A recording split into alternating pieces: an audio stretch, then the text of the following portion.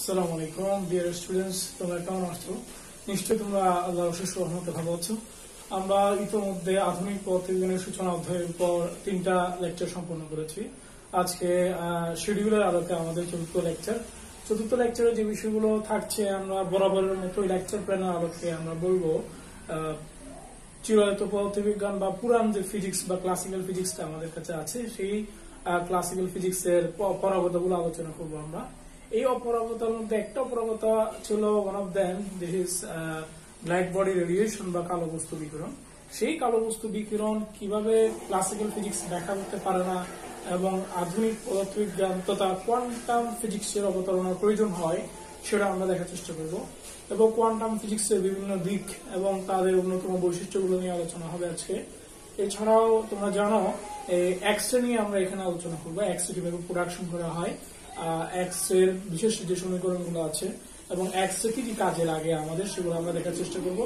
এছাড়াও আমাদের দেখতে হবে এখানে ফটোতড়িৎ ক্রিয়া নিয়ে আমরা আলোচনা করার চেষ্টা করব যদি সম্ভব হয়। এইগুলো হবে আমাদের আজকে আলোচ্য বিষয়। ক্লাসিক্যাল ফিজিক্সের যে অপরাগতার বিষয়গুলো ছিল তার মধ্যে আমরা বলেছিলাম 1 নম্বর হচ্ছে চিরায়ত বলবিজ্ঞানের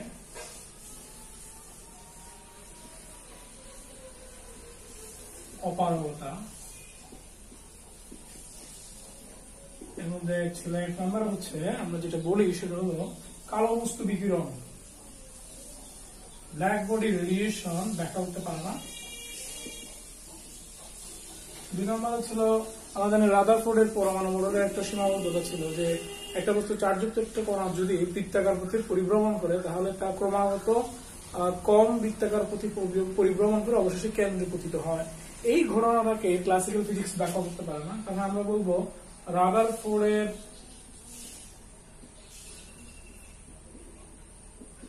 মডেলের সীমাবদ্ধতা।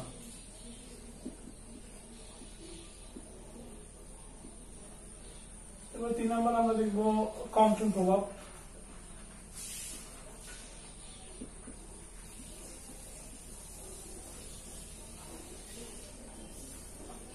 এই ধরনের মোটামুটি এই 3টা ঘটনায় আমরা আমাদের এই ইন্টারমিডিয়েট সিলেবাসে কভার করার চেষ্টা করব। এছাড়াও হাইড্রোজেন স্পেক্ট্রা আছে, এটাও আমরা দেখবো কিভাবে হয়। এই ধরনের বেশ কিছু ঘটনা ক্লাসিক্যাল ফিজিক্স বা চিরায়ত বলবিজ্ঞান বা পুরান ফিজিক্স বা নিউটনিয়ান ফিজিক্স ব্যাখ্যা করতে পারে না। তোমরা নিউটনিয়ান ফিজিক্স মানে আমরা কি বলেছিলাম নিশ্চয়ই মনে আছে? নিউটনিয়ান ফিজিক্স মানে আমরা বলেছিলাম আলোর ক্ষেত্রে নিউটন স্যার বলেন যে আলো এক জায়গা থেকে আরেক জায়গায় রশ্মি আকারে চলাচল করে। আর নিউটনিয়ান ফিজিক্স এর আরেকটা পার্ট ছিল সেটা হচ্ছে ওয়েভ থিওরি, অর্থাৎ আলোর ওয়েভ থিওরি ছিল, অর্থাৎ আলোর তরঙ্গ তথ্য, যেখানে বলা হচ্ছে যে আলো এক জায়গা থেকে আরেক জায়গায় তরঙ্গ আকারে 3 × 10⁸ মিটার পার সেকেন্ড বেগে সঞ্চালিত হয়। এখানে তরঙ্গ এবং আলো রশ্মি উভয় ক্ষেত্রে আলোকে একটা রে অর্থাৎ কন্টিনিউয়াস হিসেবে বিবেচনা করা হয়েছে, অর্থাৎ নিরবচ্ছিন্ন এভাবে বিবেচনা করা হয়েছে। আর আমরা দেখাবো এই নিরবচ্ছিন্ন আলোর এই নিরবচ্ছিন্ন ধারণা দিয়ে পদার্থবিজ্ঞান আলোকে টোটালি ডেসক্রাইব করতে পারে না এবং আলো সংক্রান্ত আরো অনেকগুলো ফেনোমেনা যেমন ব্ল্যাক বডি রেডিয়েশন, যেমন হচ্ছে কম্পটন প্রভাব, যেমন হচ্ছে আমরা জানি রাদারফোর্ডের পরমাণু মডেলের এই বিষয়গুলোকে টোটালি এক্সপ্লেন করা যায় না। সেজন্য এক্ষেত্রে আমাদেরকে এই আইডিয়া ইন্ট্রোডিউস করতে হয় যেটা 1900 সালে ম্যাক্স প্ল্যাঙ্ক দিয়েছিলেন যে আলোক রশ্মি আসলে কন্টিনিউয়াস নয়, এরা হচ্ছে ডিসক্রিট। মানে আমরা যেমনটি বলি একটা পানির ট্যাপ দিয়ে যখন পানি পড়ে তখন আমাদের কাছে মনে হয় যে পানির কতগুলো রে পড়তেছে, কিন্তু সেই ট্যাপটাকে যদি আমরা স্লো করে দিই তাহলে পানি গ্র্যাজুয়ালি পানিগুলো ফোঁটাতে রূপান্তর হয়।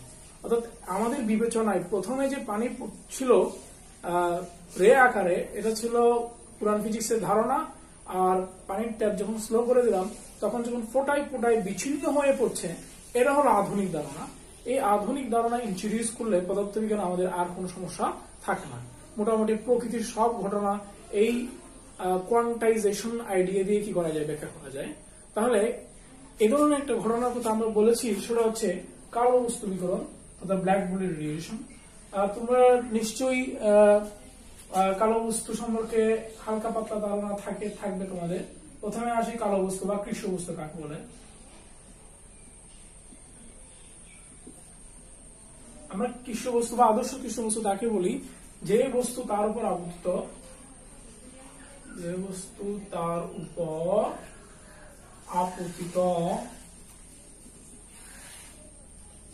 সকল দৃশ্য এবং অদৃশ্য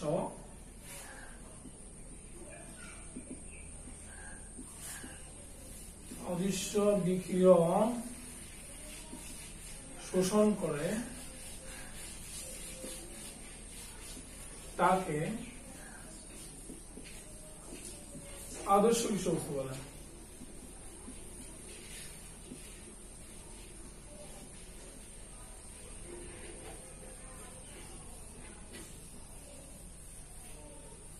তাহলে এই যে আদর্শ কালো বস্তু বা কৃষ্ণ বস্তুর সংজ্ঞাটা আমরা পেলাম। আমরা জানি কৃষ্ণ বস্তুর ক্ষেত্রে বা কালো বস্তুর ক্ষেত্রে,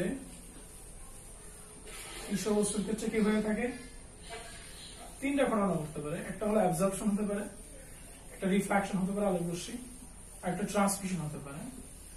এই তিনটা মিলায়া যদি আমি 100% ধরে নিই, মানে যে আলোক রশ্মি তার উপর আপতিত হয়েছে তার পুরোটাই হয় রিফ্লেকশন অথবা অ্যাবজর্পশন বা ট্রান্সমিশন হয়েছে, এটাকে পুরোটা যদি 100% ধরা হয়, তাহলে আদর্শ কৃষ্ণ বস্তুর ক্ষেত্রে পুরোটাই কি হবে, শোষিত হবে। বস্তুর ক্ষেত্রে এখানে a সমান 1 ধরা হয়, এখানে রিফ্লেকশন সমান 0 ধরবে, ট্রান্সমিশন সমান 0 ধরবে। কিন্তু আসলে আমাদের প্রকৃতি আসলে কি ধরনের কোন আদর্শ কৃষ্ণ বস্তু অস্তিত্ব পাওয়া যায় যেটা তার উপর আপত্তি সকল দৃশ্য এবং অদৃশ্য বিকিরণ শোষণ করবে? এর উত্তর হচ্ছে না। আসলে একদম পারফেক্ট আদর্শ কৃষ্ণ বস্তু পাওয়া সম্ভব নয়। বিজ্ঞানীরা বিভিন্নভাবে কৃষ্ণ বস্তু তৈরির চেষ্টা করেছেন। যেমন একটা উপরে হচ্ছে কোন একটা ক্যাভিটি বা গোল একটা ধরনের একটা অংশ বিবেচনা করে এটা মাঝখানের ভিতরের অংশটাকে পারফেক্টলি কোটিং করা হয়। কোটিং করে এখানে এমন একটা সিচুয়েশন তৈরি করা হয় যাতে আলো রশ্মিভাবে আপতিত হওয়ার পরে মাল্টিপল রিফ্লেকশন হয়ে এইভাবে রিফ্লেক্ট করে থাকে, যাতে কিনা হয় শোষিত না হয়, যাতে কোনোভাবেই রিফ্লেক্ট হয়ে বাইরে না যায়, অর্থাৎ আলো রশ্মি শোষণ ঘটে। এই পলিসিটি কি করা হয়,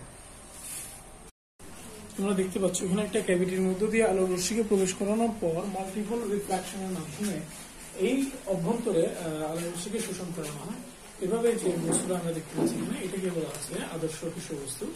এটা একদম পারফেক্ট আসলে আদর্শ বলা যায় না, এই জন্য কারণ এখানেও মোটামুটি আলো রশ্মি 100% শোষিত হয় না, বলতে গেলে প্রায় 98% পর্যন্ত শোষণ করা সম্ভব, তাও 2% থেকে যায়। সেজন্য আসলে একদম আদর্শ কৃষ্ণ বস্তু যে ধারণা সেটা আসলে অনেকটাই ইনভ্যালিড এবং এটা কল্পনার মধ্যেই চিন্তা করতে হয়। এরপর যে আমরা দেখবো এই যে আদর্শ কৃষ্ণ বস্তু, এটা বিকিরণ, এটা বিকিরণ ব্যাখ্যাটা আমরা করার চেষ্টা করবো। তাহলে আদর্শ কৃষ্ণ বস্তু বিকিরণের ক্ষেত্রে যে কথা আমরা বলবো, আমরা দেখতে পাচ্ছি একটা বস্তুর উপর এখানে এই যে আলো রশ্মি আপতিত হচ্ছে তার মোটামুটি 98% শোষিত হচ্ছে। তাহলে এই বস্তুটাকে যখন আবার উত্তপ্ত করা হবে, উত্তপ্ত করলে এই বস্তুটা ঠিক যে পরিমাণ আলোক রশ্মি শোষণ করে সেই পরিমাণ আলোক রশ্মি আবার বিকিরণ করবে। তাহলে এই যে আলোক রশ্মির বিকিরণ অর্থাৎ কৃষ্ণ বস্তুর বিকিরণ, এটাকে এখন আমাদেরকে ব্যাখ্যা করতে হবে। এবং এই জিনিসটাই আমরা বলছিলাম ক্লাসিক্যাল ফিজিক্স অর্থাৎ নিউটনিয়ান ফিজিক্স, অর্থাৎ যেখানে আলো রশ্মিকে কল্পনা করা হয় একটা কন্টিনিউয়াস অর্থাৎ রে হিসেবে এবং ওয়েবের মধ্যে যেটাকে রে হিসেবে বিবেচনা করা হয়, সেটা দিয়ে ব্যাখ্যা করা সম্ভব হয় না। এখন আমরা একটু যদি দেখি আদর্শ কৃষ্ণ বস্তুর বিকিরণের যে ডাটাগুলো বা তথ্যগুলো আমরা পরীক্ষার যে ফলগুলো আমরা পাই, সেগুলো যদি আমরা একটু ফিল আপ করি তাহলে অনেকটা এরকম হবে।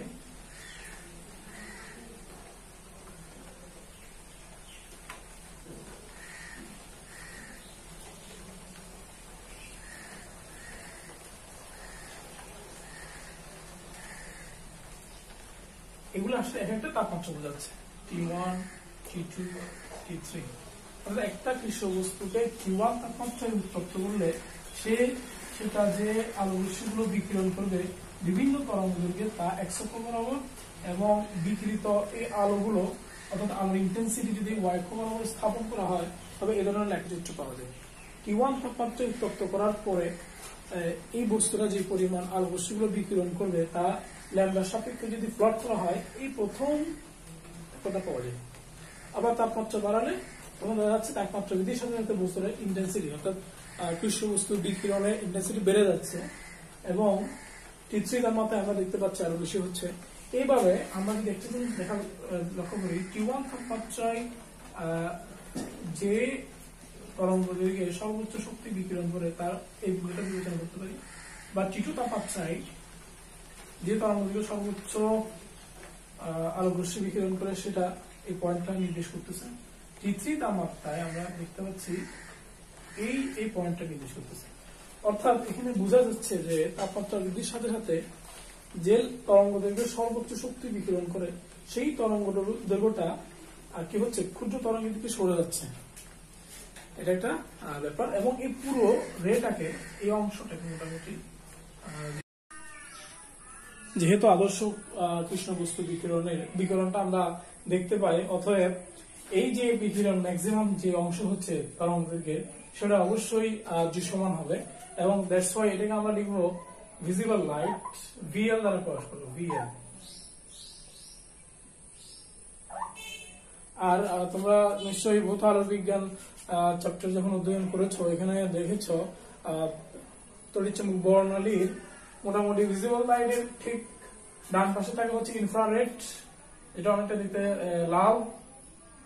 আর ঠিক বাঁয়ে এর পাশে যে অংশটা ছিল সেটা হচ্ছে ইউভি, আলট্রাভায়োলেট।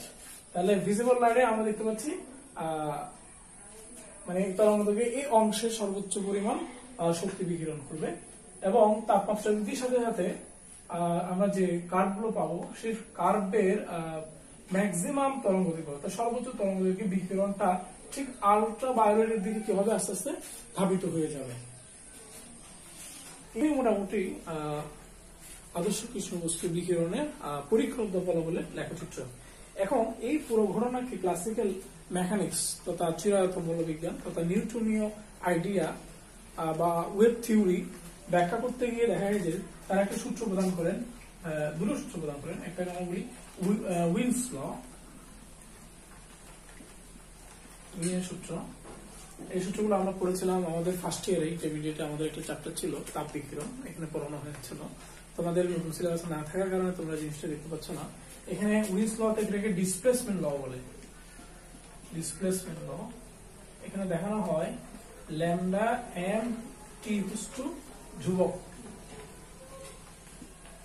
মানে এটা একটা আইডিয়া দিচ্ছে যে তাপমাত্রা যত বাড়বে ওই ল্যামডা এমটা কি হবে, গ্র্যাজুয়ালি শর্ট ওয়েভলেংথ দিয়ে সরে যাবে। কারণ এই দুটোর মধ্যে ব্যস্তানুপাতিক সম্পর্ক, lambda is proportional to 1/t, অর্থাৎ ল্যামডার মান যত ছোট হবে টি তত বাড়বে, অর্থাৎ টি এর মান বাড়লে ল্যামডা ম্যাক্সিমাম ছোট হবে।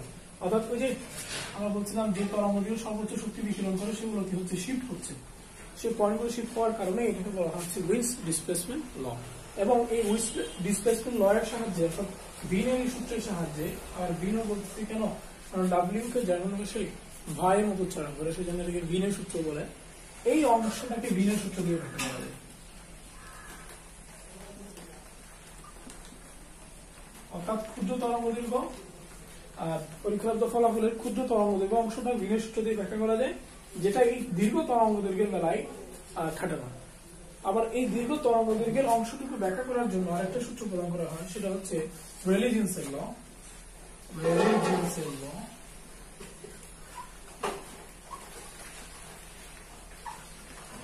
সেই সূত্রে দেখানো হয় এই যে অংশটা দীর্ঘ তরঙ্গ দৈর্ঘ্য, এই অংশটা ব্যাখ্যা করতে পারে সন্তোষজনক ভাবে, কিন্তু যখনই ক্ষুদ্র তরঙ্গ দৈর্ঘ্যের অংশে, অর্থাৎ এই অংশটা ব্যাখ্যা করার পর যখন এই অংশে আসে তখন এই অংশটা আর ভ্যালিড হয় না। এবং এখানে একটা জিনিস খুব মজার ব্যাপার, সেটা হলো এই রেলে-জিন্সের সূত্রের সাহায্যে দেখানো হয় যে যদি দীর্ঘ তরঙ্গ থেকে ক্ষুদ্র তরঙ্গ দৈর্ঘ্যের দিকে আসে তখন এই অংশটা গ্র্যাজুয়ালি বাড়তে থাকে, মানে যত শর্ট ওয়েভের দিকে আসবে ততই ইন্টেন্সিটি অস্বাভাবিক হারে বেড়ে যাবে। তো শর্ট ওয়েভ আমরা জানি এখানে ইউভি, এই অংশটা অর্থাৎ যত এখানে যাবে এটা ইউভি থেকে সরে আসবে। তখন এই যে এখানে পরীক্ষালব্ধ ফলাফলের সাথে এবং পরীক্ষালব্ধ ফলাফল এবং তথ্যীয় ফলাফলের সাথে যে একটি মিল হচ্ছে না, এবং ইউভি অংশে আলট্রাভায়োলেট অংশে একটা কি অসামঞ্জস্যতা দেখা যায়, এটাকে বলা হয় আলট্রাভায়োলেট ক্যাটাস্ট্রোফ বলা হয়।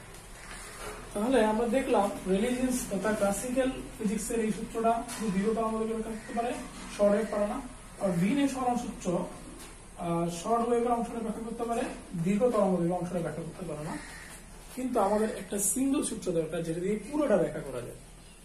পুরোটা ব্যাখ্যা করার জন্য বিজ্ঞানী ম্যাক্স প্ল্যাঙ্ক 1900 সালে এই বিষয়ে একটা প্রস্তাবনা উপস্থাপন করেন এবং তার এই সমাধানকে বলা হয় এড হক সলিউশন। তিনি বলেন এই যে ক্লাসিক্যাল ফিজিক্সে যে বলা হচ্ছে আলোকরশ্মি একটা কন্টিনিউয়াস ভাবে যায় এবং এরা নিরবচ্ছিন্ন, এরা বিচ্ছিন্ন নয়, তিনি এই জায়গায় বলেন যে না, আলোকরশ্মি is no longer continuous, rather এগুলো যখন এক জায়গা থেকে আরেক জায়গায় সঞ্চালিত হয় এরা বিচ্ছিন্ন ভাবে সঞ্চালিত হয়, মানে ক্ষুদ্র ক্ষুদ্র শক্তির প্যাকেট আকারে সঞ্চালিত হয়। এবং তিনি একটা সূত্র প্রদান করেন এই জন্য। তিনি বলেন এখানে যে এই ক্ষুদ্র ক্ষুদ্র প্যাকেটগুলোর শক্তিকে তিনি ই সমান এন এইচ এর দ্বারা প্রকাশ করেন। অর্থাৎ এই যে বললাম আলোকরশ্মি যে ক্ষুদ্র ক্ষুদ্র প্যাকেট আকারে যাচ্ছে, বিচ্ছিন্ন হয়ে যাচ্ছে, নিরবচ্ছিন্ন না হয়ে এই ক্ষুদ্র ক্ষুদ্র প্যাকেট শক্তি তিনি একটা সমীকরণ দিলেন যেটাকে বলা হচ্ছে ই সমান এন এইচ এফ, এবং এখানে এন হচ্ছে মানে পূর্ণ সংখ্যা। অর্থাৎ এই ক্ষুদ্র প্যাকেট শক্তিগুলো একটা সর্বনিম্ন মানের শক্তির সরবরাহিত হবে। এগুলো 2.5, 3.5, 6.5 এভাবে হবে না, হয় 1 গুণ অথবা 2 গুণ অথবা 3 গুণ এভাবে হতে হবে। এবং তিনি এখানে বেসিক্যালি বলেন যে এই যে ক্লাসিক্যাল মেকানিক্সে বলা হচ্ছে আলোকরশ্মি ভাবে রে আকারে যায়, তিনি এখানে বলা হচ্ছে না এই আলোকরশ্মিটা আসলে এভাবে যায়, এইভাবে যায়। তাদের শক্তি বা তারা এক জায়গা থেকে এই যে যাচ্ছে, যাওয়ার ক্ষেত্রে তাদের এনার্জির ক্ষেত্রে তারা 1 নম্বর সিঁড়িতে উঠবে, হয় 2 নম্বরে উঠবে, নতুবা 3 নম্বরে উঠবে, নতুবা 4 নম্বরে উঠবে। 1.5 মাঝামাঝি কোনো অবস্থা নেই, সিঁড়ির মাঝামাঝি কোনো অবস্থা নেই। অর্থাৎ আলোকরশ্মিটাকে তিনি এভাবে ডিসক্রিট করে দেখালেন। এরপরে তিনি কি করলেন, এই পুরো ঘটনাটাকে ব্যাখ্যা করার জন্য তিনি একটা সূত্রের প্রস্তাবনা দিলেন, যেটাকে আমরা বলি প্ল্যাঙ্কস রেডিয়েশন বা প্ল্যাঙ্কের বিকিরণ সূত্র। সেই সূত্রটা অনেকটা এরকম, ই ল্যামডা ডি ল্যামডা সমান, মানে আলোর ইন্টেন্সিটি, যে আলোটা বিকিরিত হচ্ছে তার ইন্টেন্সিটি সমান বলা হয় 8 pi hc divided by lambda to the power 5 e to the power hc by lambda cap t minus 1। এটাকে বলা হচ্ছে মোটামুটি প্ল্যাঙ্কের বিকিরণ সূত্র।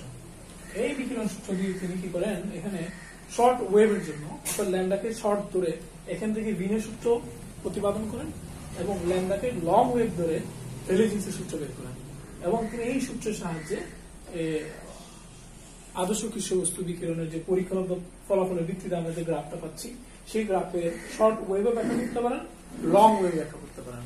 এবং তিনি এখানে জিউম করেন যে মোটামুটি যদি আলোকরশ্মিকে যদি ডিসক্রিট কল্পনা করা হয় তাহলে অন্যান্য ন্যাচারাল প্রবলেম গুলো সলভ করা যায় এবং প্রকৃতির ঘটনাগুলোর একটা অন্যতম ব্যাখ্যা দাঁড় করানো সম্ভব হয়। তাহলে আমরা মোটামুটি আদর্শ কৃষ্ণবস্তু বিকিরণের ক্ষেত্রে ক্লাসিক্যাল মেকানিক্সের অপারগতা এবং কোয়ান্টাম মেকানিক্স তথা আধুনিক পদার্থবিজ্ঞান কিভাবে ব্যাখ্যা করে সেই জিনিসটা একটু বোঝার চেষ্টা করলাম। আসলে এই জিনিসটা আধুনিক পদার্থবিজ্ঞানের জন্য খুবই ইম্পর্টেন্ট এবং ব্যাখ্যা সাপেক্ষ একটা ব্যাপার, যেটা প্রচুর ম্যাথামেটিক্স ইউজ করতে হয় এখানে। আশা করছি আমি পরবর্তীতে শুধু এই অংশের উপর একটা লেকচার দাঁড় করাবো ইনশাল্লাহ বিভিন্ন বিষয় নিয়ে। এবং তোমরা এখানে যতটুকু বুঝলাম তা বইয়ের বিভিন্ন অংশের সাথে মিলিয়ে একটু বোঝার চেষ্টা করবে।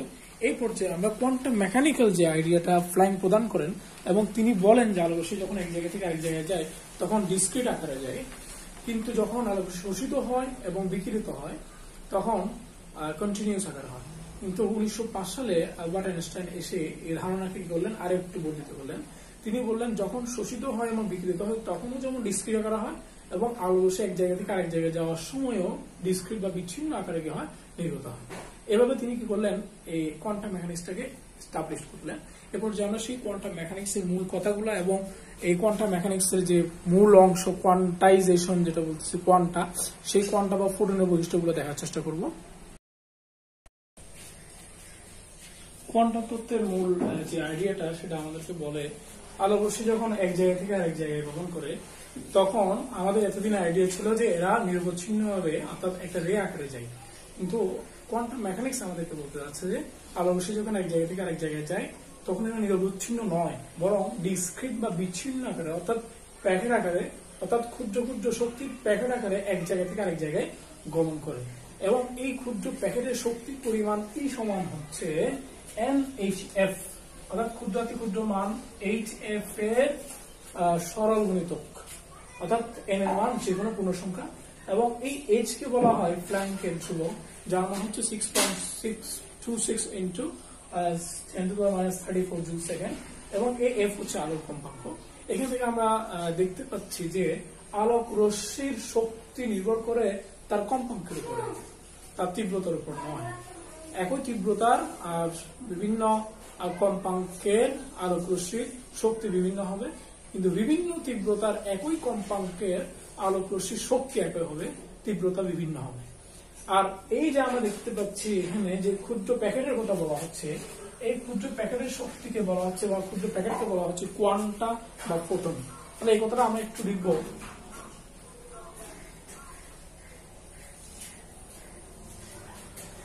এই ক্ষুদ্র প্যাকেটকে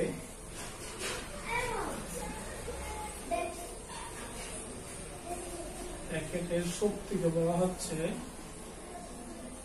কোয়ান্টা অথবা ফোটন।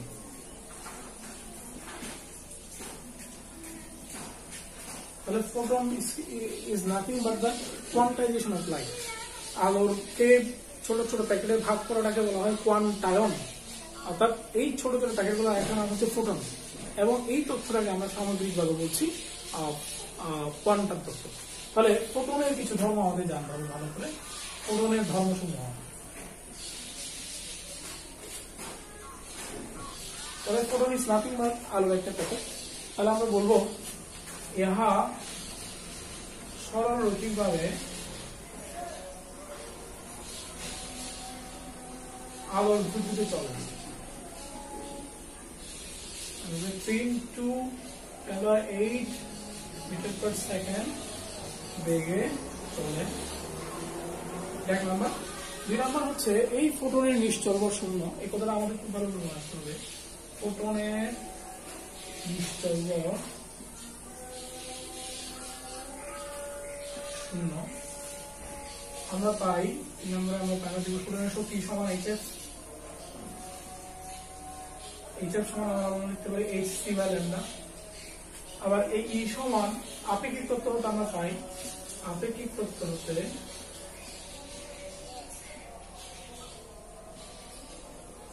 যে সূত্রটা সমীকরণটা প্রমাণ আমরা দেখাই নাই বা আমাদের সিলেবাসে না থাকার কারণে সেই সমীকরণটা হচ্ছে E সমান PC আমরা বলি।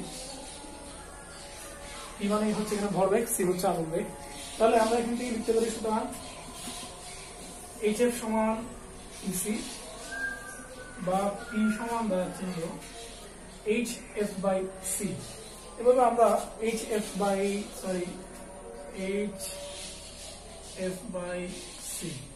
এখান থেকে আমরা এভাবে ফোটনের ভরবেগ বের করতে পারি। এবার আরেকটা বিষয় হচ্ছে আমাদের জানা থাকতে হবে ফোটন পদার্থের কণার সাথে সংঘর্ষ লিপ্ত হয়। পদার্থের কণা মানে আমরা এখানে বুঝাচ্ছি ইলেকট্রন। 4 নাম্বার, ফোটন পদার্থের কণার সাথে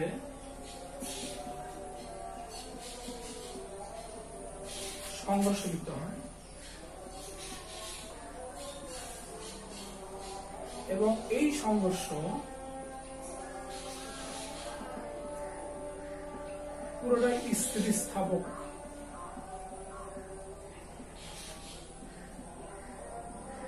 আমরা জানি স্থিতিস্থাপক সংঘর্ষ কাকে বলে, যে সংঘর্ষে ফোটন তার পুরো শক্তি ইলেকট্রন বা ম্যাটেরিয়ালকে দিয়ে দিবে, সেই শক্তিকে আমরা বলছি ফোটনের স্থিতিস্থাপক সংঘর্ষ। এখানে আরেকটা বিষয় আমাদের মনে রাখতে হবে, আলোর তীব্রতা বাড়ালে ফোটনের শক্তি বাড়ে না। আলোর তীব্রতা বাড়ালে ফোটনের শক্তি বাড়ে না। ফোটনের শক্তি বাড়ানোর জন্য আমাদেরকে ফোটন বা আলোক রশ্মির কম্পাঙ্ক পরিবর্তন করতে হবে, বাড়াতে হবে, কমাইলে কমবে।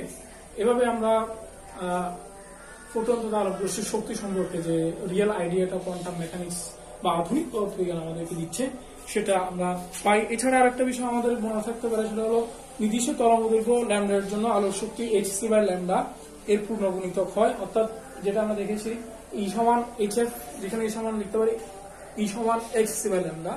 এইভাবে আমরা ফোটনের বা আলোক রশ্মির তরঙ্গ দৈর্ঘ্য সম্পর্কে আইডিয়া পাই। এই পর্যায়ে আমরা কোয়ান্টাম মেকানিক্স বা কোয়ান্টাম ফিজিক্স এর যে আইডিয়াটা আমরা তোমাদের সামনে ইন্ট্রোডিউস করলাম, সেখান থেকে যে একটা সমীকরণ পেলাম ই সমান nhf, এই সমীকরণ দিয়ে আমরা একটা প্রবলেম সলভ করার চেষ্টা করবো। আমরা অলরেডি দেখতে পাচ্ছি, আমরা লিখেছি একটা আলোর তরঙ্গ দৈর্ঘ্য হচ্ছে 5600 অ্যাংস্ট্রম, তাহলে তার শক্তি কত এবং তার ভরবেগ নির্ণয় করো। তাহলে আমরা প্রথমেই যদি দেখি এখানে ক নম্বরে এখানে আলোর তরঙ্গ দৈর্ঘ্য দেওয়া আছে 5600 অ্যাংস্ট্রম। তোমরা নিশ্চয়ই জানো 1 অ্যাংস্ট্রম সমান হচ্ছে 10⁻10 মিটার। তাহলে আমি যদি এখানে ইন্ট্রোডিউস করি এটা 5600 ইন্টু 10⁻10 মিটার, তাহলে আমরা পাচ্ছি হলো 5.6 ইন্টু 10⁻7 মিটার। এছাড়া আমরা জানি প্ল্যাঙ্কের ধ্রুবক, যেটা কোয়ান্টাম ফিজিক্স আমাদেরকে ইন্ট্রোডিউস করিয়েছে, সেই এইচ এর মান হচ্ছে 6.626 ইন্টু 10⁻34 জুল সেকেন্ড। এই মানগুলো আমাদের জানা লাগবে। এবং আমরা জানি আলোর বেগ c এর মান হচ্ছে 3 ইন্টু 10⁸ মিটার পার সেকেন্ড। তাহলে এই মানগুলো বসিয়ে আমরা শক্তি তথা ই বের করতে পারি। আমরা জানি ই এর মান হচ্ছে hf, এখানে যদি দ্বিগুণ, তিনগুণ, চারগুণ এগুলো বলা না থাকে, আমরা ই সমান hf সমীকরণ বসিয়ে খুব সহজে আমরা এই আলোর শক্তি বের করতে পারি। তাহলে আলোর শক্তি আমরা জানি, আমরা জানি ই সমান hf বা hc বাই ল্যামডা। তাহলে আমরা যদি মানগুলো বসাই 6.626 into 10⁻34 into 3 into 10⁸8 divided by 5.6 into 10⁻7, এগুলো থেকে আমরা যে শক্তিটা পাবো সেই শক্তিটা আমরা খুব সহজে ডিটারমাইন করতে পারি। এখানে 6.626 into 3 ভাগ 5.6 করলে আমরা পাচ্ছি 3.5 পাই। তাহলে এখান থেকে আমরা লিখতে পারি এখান থেকে আমরা 3 লিখলাম, 10⁻26 divided by 5.6 into দিয়ে আমরা 10⁻7 লিখতে পারি। তাহলে আমরা পাচ্ছি 3.54 into 10⁻, এখানে -19 জুল পাওয়া যায়। এটা হলো জুলে অ্যান্সার। কিন্তু সবগুলো অ্যান্সার জুলে না চেয়ে আমাদের আরেকটা এককে চাইতে পারে, জানো তোমরা, সেই এককটাকে আমরা বলি ইলেকট্রন ভোল্ট। শক্তির পরিমাণ যখন খুব কম হয় সেটাকে ইলেকট্রন ভোল্টে বলতে পারে। তাহলে আমি যদি এটাকে ইলেকট্রন ভোল্টে নিতে চাই, করতে হলে 3.54 কে কি করবো, 10⁻6 19 আমরা 1.6 ইন্টু 10⁻19 দ্বারা ভাগ করবো। ভাগ করলে যে এককটা বেরোবে সেটা হচ্ছে ইলেকট্রন ভোল্ট। এভাবে শক্তিকে ইলেকট্রন বলে চাইতে পারে। আরেকটা প্রবলেম আমরা দেখতে পাচ্ছি, সেই প্রবলেমটা হচ্ছে ভরবেগ নির্ণয় করো। আমরা ভরবেগের ক্ষেত্রে আমরা জানি সেটা হচ্ছে পি সমান, আমরা দেখিয়েছি পি সমান পিসি একটা কথা বলেছি আমরা, এবং ই সমান আরেকটা সমীকরণ দেখিয়েছি hf। তাহলে পি সমান দাঁড়াচ্ছে hf বাই সি। আর এখানে আমি যদি তরঙ্গ দৈর্ঘ্য দিয়ে লিখি তাহলে এখানে দাঁড়াবে h বাই ল্যামডা। লাস্টে সমীকরণটা আসবে, যদি এখানে f এর মান c বাই ল্যামডা বসাই তাহলে c দিয়ে কাটা গিয়ে h বাই ল্যামডা আসবে। আর h এর মান আমরা জানি 6.626 ইন্টু 10⁻34, আর ল্যামডার মান হচ্ছে 5.6 ইন্টু 10⁻7। এগুলো ক্যালকুলেশন করলে আমরা 6.626 কে যদি আমরা 5.6 দ্বারা ভাগ করি তাহলে আমরা পাবো হচ্ছে 1.18 ইন্টু 10⁻7। যদি 34 থেকে চলে যায় তাহলে আমরা পাবো হলো 27। আর আমরা জানি ভরবেগের একক হচ্ছে কেজি মিটার পার সেকেন্ড।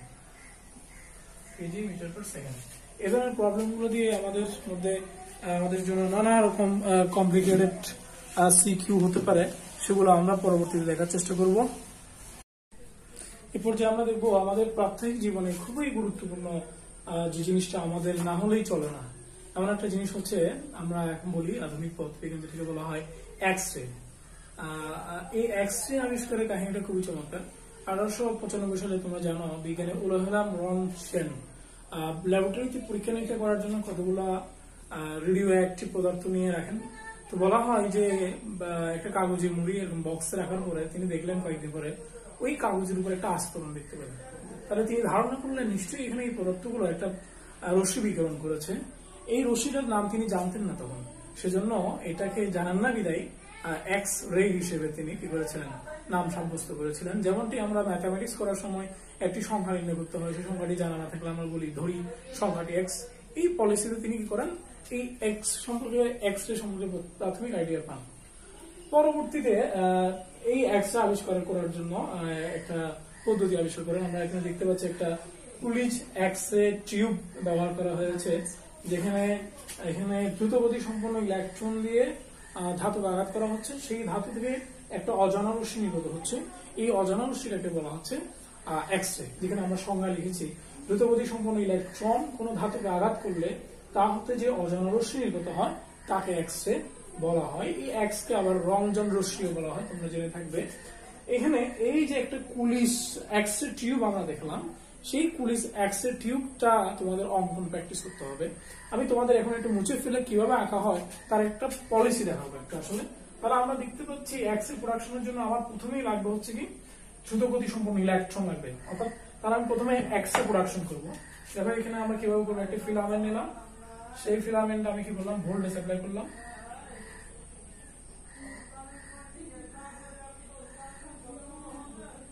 এই ভোল্টেজটা আমরা দেখতে পাচ্ছি এখানে কি করবে, কতগুলো ইলেকট্রন প্রডিউস করবে।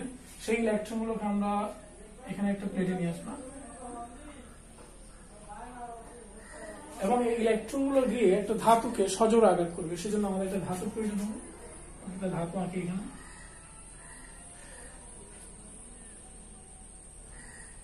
এই যে ধাতুটা আমরা দেখতে পাচ্ছি, এই ধাতুকে ইলেকট্রন গুলো আঘাত করবে। এখন ধাতুকে ইলেকট্রনটা আঘাত করার জন্য এখানে উৎপন্ন হওয়া ইলেকট্রন গুলোকে আমাকে উচ্চ বেগ দিতে হবে, মানে হাই ভেলোসিটি বা গতিশক্তি দেওয়ার জন্য আমাকে কি করবো, এখানে এই পুরো অংশের মধ্যে আমরা উচ্চ বিভব প্রয়োগ করব।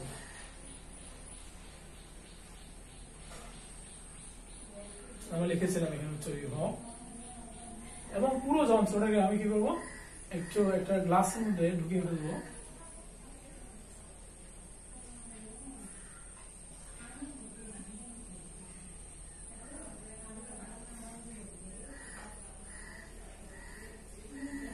এখন এই ইলেকট্রন গুলো উচ্চ বিভবের কারণে গতিপ্রাপ্ত হয়ে ঠিক ধাতুর দিকে আগাবে, আগায় একদম ঠিক ধাতুর উপর আঘাত করবে।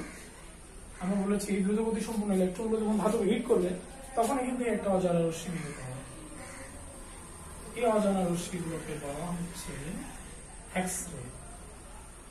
This is policy of producing X ray.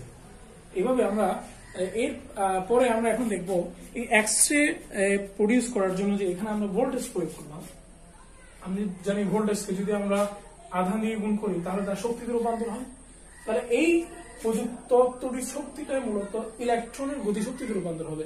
তাহলে আমি লিখতে পারি ইবি সমান হাফ এমবি স্কোয়ার বা হাফ এমবি ম্যাক্স স্কোয়ার লিখতে পারি। এবং এই যে হাফ এমবি ম্যাক্স স্কোয়ার ইলেকট্রনের এই গতিশক্তিটা এখানে যে ধাতু আছে সেখানে হিট করার কারণে এখান থেকে যে আলোক রশ্মি প্রডিউস হবে সে আলোক রশ্মির শক্তিতে রূপান্তর হবে। এখন আমি লিখতে পারি এইচএফ। এইগুলো মোটামুটি আমাদের এক্স রে প্রোডাকশনের ক্ষেত্রে যে গাণিতিক সমীকরণটা আমরা পাই তার রূপ। এক্স রে উৎপাদন কৌশল নিয়ে আলোচনা করার পর তোমরা এখন দেখবে এক্স রে মূলত দুভাগে ভাগ করা হয়, একটা হচ্ছে কমন এক্স রে আর একটা হচ্ছে কঠিন এক্স রে। আমরা কুলিজ নলে দেখেছিলাম যে উচ্চ বিভব প্রয়োগ করলে দ্রুতগতি সম্পন্ন ইলেকট্রন ধাতুকে আঘাত করে এবং যার দরুন কতগুলো অজানা রশ্মি নির্গত হয়, এগুলোকে বলা হচ্ছে এক্স রে। এখন এই যে কুলিজ নলেজে আমরা উচ্চ বিভব প্রয়োগ করি, সেই বিভব যদি কম হয় তাহলে কম বিভবের যে এক্স রে প্রোডাকশন হয় সেগুলোকে বলা হয় কমন এক্স রে, আর বেশি বিভবে যে এক্স রে গুলো প্রোডাকশন হয় সেগুলো বলা হয় কঠিন এক্স রে। আরেকটা এক্স রে আছে তোমরা উপরে ক্লাসে করতে পারবে, কিন্তু একটু আইডিয়া বা ধারণা নিয়ে রাখা উচিত। সেটা হচ্ছে বৈশিষ্ট্যমূলক এক্স রে। বৈশিষ্ট্যমূলক এক্স রে যেমন কোন একটা আমরা জানি এক্স রে, তুমি একটা বৈশিষ্ট্য মনে রাখবে এক্স রে কিন্তু প্রোডাকশন হয় নিউক্লিয়াসের বাইরে থেকে। অর্থাৎ ইলেকট্রনের স্থানান্তরের কারণে বা ইলেকট্রন যে শক্তি বিকিরণ করে তার কারণে এক্স রে প্রোডাকশন। বললাম এগুলো হচ্ছে এটা হচ্ছে নিউক্লিয়াস, ভারী নিউক্লিয়াস, ছোট প্রাণী ভারী নিউক্লিয়াস, সেখানে প্রোটন নিউট্রন অবস্থান করে, আর এখানে ইলেকট্রন অবস্থান করছে। দুইটা বললাম, এরপর দুইটা করে 8টা এভাবে থাকে ইলেকট্রন। এখানে বললাম ইলেকট্রন আছে। এখন বাইরের থেকে যদি শক্তি দেওয়া হয় বা বাইরে থেকে যদি একটা ইলেকট্রন এভাবে চলে আসে, বললাম বাইরে থেকে একটা ইলেকট্রন এভাবে ইনজেক্ট করে সেখানে ইলেকট্রন, এই ইলেকট্রনটা মানে যে ইলেকট্রনটা আসছে সেটা এর জায়গায় ব্যবহার করে নেয়। জায়গা ব্যবহার করে নেওয়ার পর ইলেকট্রনটা কিছু পরিমাণ শক্তি বিকিরণ করে ঠিক এর পরের স্টেজে চলে আসে। এই যে এখানে মানে একটা কক্ষপথ থেকে আরেকটা কক্ষপথে ইলেকট্রন যদি স্থানান্তর হলো, হওয়ার মাধ্যমে এখানে ইলেকট্রন স্থানান্তর হয়েছে, বাট এনার্জি রিলিজ করছে। এই এনার্জিটা এক্স রে আকারে কিভাবে পাওয়া যায়? এই ধরনের এক্স রে গুলোকে বলা হয় বৈশিষ্ট্যমূলক এক্স রে। এবং একটা মনে রাখতে হবে একটা বিষয়, সেটা হলো এই যে বৈশিষ্ট্যমূলক এক্স রে কথা বললাম আমি, একটা কক্ষপথ থেকে আরেকটা কক্ষপথে ইলেকট্রন স্থানান্তরের কারণে যে রশ্মি নির্গত হয় সেটাকে আমরা বলছি বৈশিষ্ট্যমূলক এক্স রে। এবং বিভিন্ন পদার্থের জন্য এই মানটা বিভিন্ন, এবং এটাকে সেজন্য বিভিন্ন পদার্থের ক্ষেত্রে একটা বৈশিষ্ট্যমূলক ধারণা হিসেবে উপস্থাপন করা হয়। যেমন এটা সোডিয়ামের জন্য যেমন ফিক্সড, এটা আবার অ্যালুমিনিয়ামের জন্য ফিক্সড। তাহলে আমি এই বৈশিষ্ট্যমূলক এক্স রে এনার্জির মান জেনে আমি ঠিক এক্স্যাক্টলি বলতে পারি এটা আসলে কেমন পদার্থ। এই পর্যায়ে আমরা একটু দেখি এই যে এক্স রে ধর্মগুলো।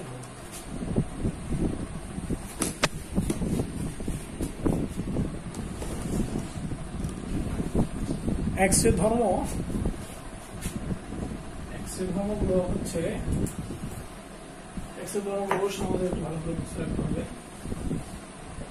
এক নম্বর একটু সরলরেখা গ্রহণ করে,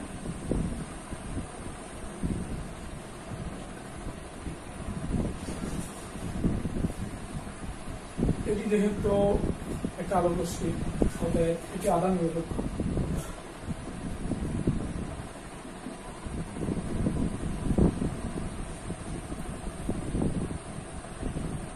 এটি ভেদন ক্ষমতা আছে।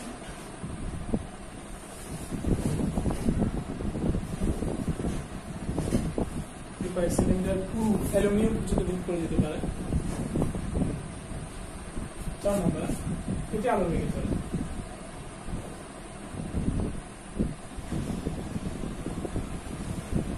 5 এটি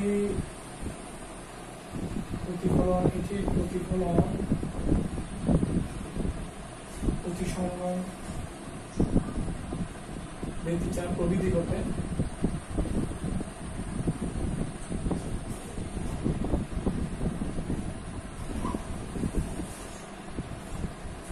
এটি আয়োনাইজ করে, আয়োনায়ন ক্ষমতা আছে। গ্যাসের মধ্যে দিয়ে যাওয়ার সময় গ্যাসকে আয়োনাইজ করে।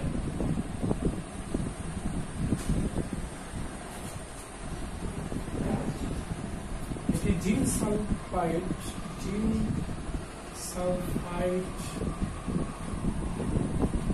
ডাই প্রতিপ্রবাহ সৃষ্টি করে।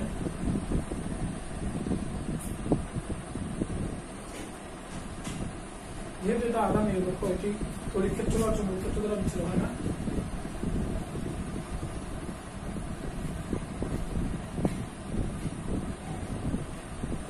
ধারা বিচ্যুত হয় না। এটি তরঙ্গ দৈর্ঘ্য প্রায় 10⁻⁻10 মিটারের কাছাকাছি। আমি একটু লিখে নেব।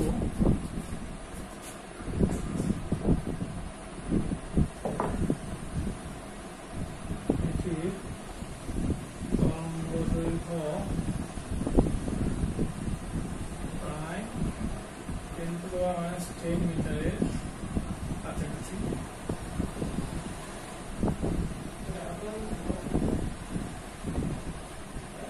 এই বৈশিষ্ট্যগুলো যদি আমরা একটু মনে রাখতে পারি, তাহলে পরীক্ষায় আমরা আমাদের আপাতত কাজ শেষ করতে পারবো।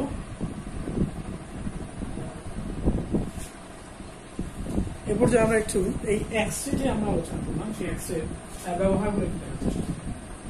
এক্স রে ব্যবহার হচ্ছে যুগান্তরের ব্যবহার রয়েছে।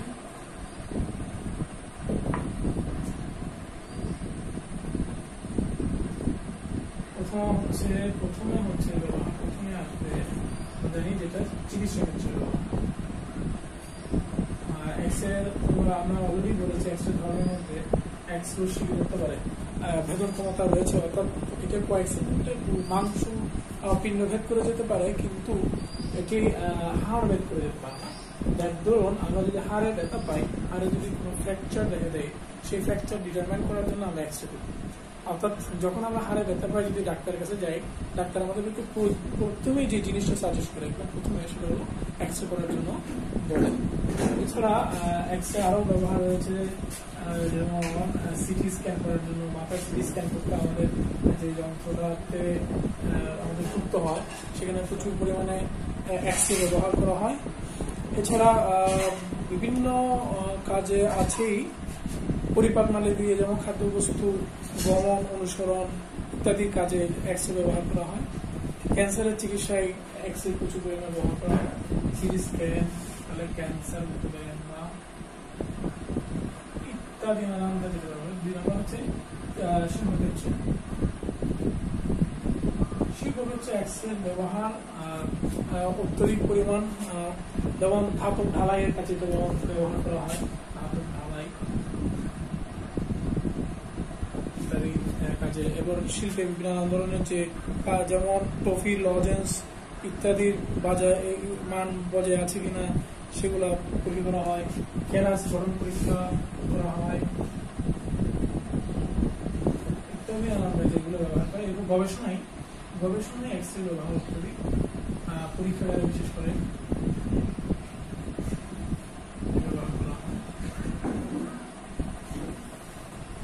তারপরে বলেছিলাম এই যে ক্যারেক্টারিস্টিক যে বৈশিষ্ট্যমূলক যে এক্স রে আছে, বৈশিষ্ট্যমূলক এক্স রে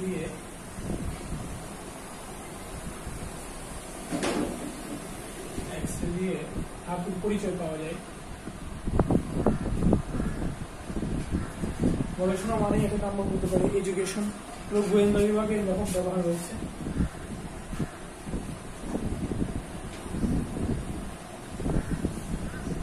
এবং গোয়েন্দা বিভাগের ব্যবহার মানে হচ্ছে যেমন আমরা জানি বিমানবন্দরে যে সকল লাগেজ গুলো থাকে, সেই লাগেজ গুলোর মধ্যে অনেক সময় মূল্যবান ধাতু ঢুকিয়ে পাচার করা হয়। এক্স রে টিউব দিয়ে বা এক্স রে যে যন্ত্রগুলো আছে সেগুলো যদি রিপোর্ট করা হয়, তাহলে মোটামুটি ডিটেকশনের মাধ্যমে আমরা এ ধরনের কোনো মূল্যবান ধাতু আছে কিনা বা কোনো আগ্নেয়াস্ত্র আছে কিনা সেটা জানতে পারি।